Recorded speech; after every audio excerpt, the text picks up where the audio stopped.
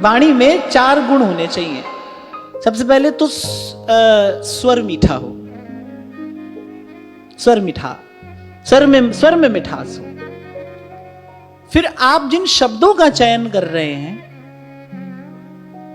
वो शब्द सुंदर होने चाहिए। उन शब्दों में श्रुति कटुत्व ना हो। श्रुति कटुत्व माने जो सुनने में कड़वे हों, सुनने में कड़वे। इसलिए शास्त्र कहता है सत्यम ब्रूयात पर प्रियम ब्रूयात। फिर सच बोलिए लेकिन अच्छा लगने वाला सच बोलिए। कहने का तात्पर्य है कि सत्य ऐसे कहिए जो दूसरे को अच्छा लगे।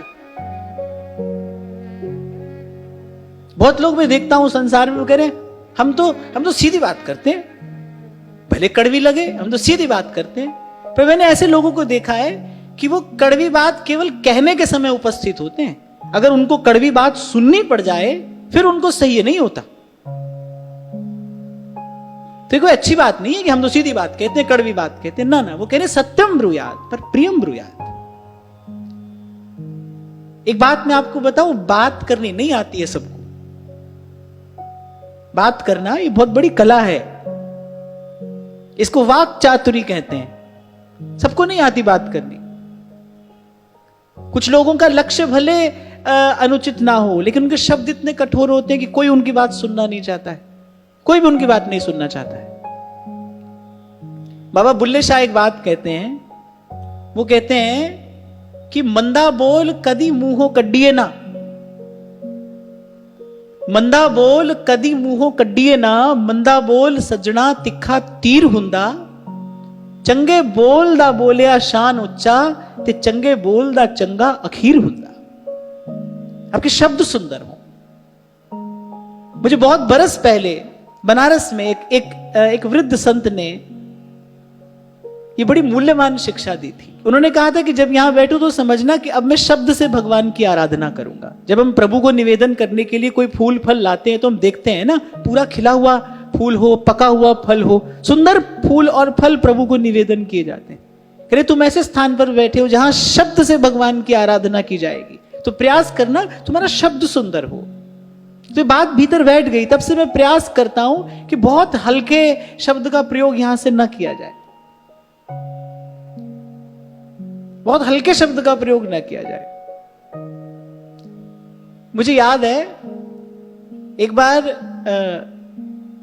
श्रद्धेय श्री विनोद अग्रवाल जी ने मुझसे ये बात कही थी। बोले आपकी तो हिंदी भी संस्कृत के आसपास लगती है कहीं जाकर,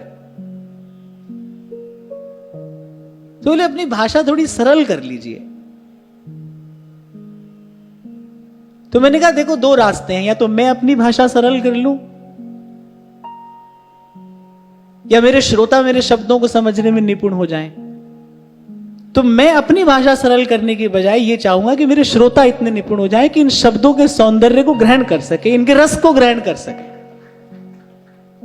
क्योंकि भाई मुझे शब्द से आराधना करनी है प्रभु की। शब्दकोश से सुंदर शब्द लाकर यहां से निवेदन किया जाए। और एक और बात, शब्द की अपनी एक शक्ति, शब्द की अपनी एक ऊर्जा होती है। शब्द आपके भीतर पवित्रता का संचार भी कर सकता है। शब्द आपके भीतर विकार भी ला सकता है।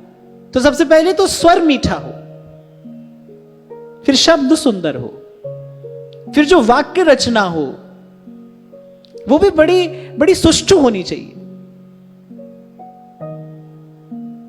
शास्त्र कहता है सत्यम हितम मितम ब्रूयात।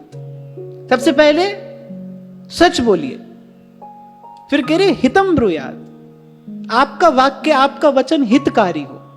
और फिर तीसरी बात कहती है मितम ब्रूयात। मितम माने जितनी आवश्यकता हो उससे भी थोड़ा सा कम।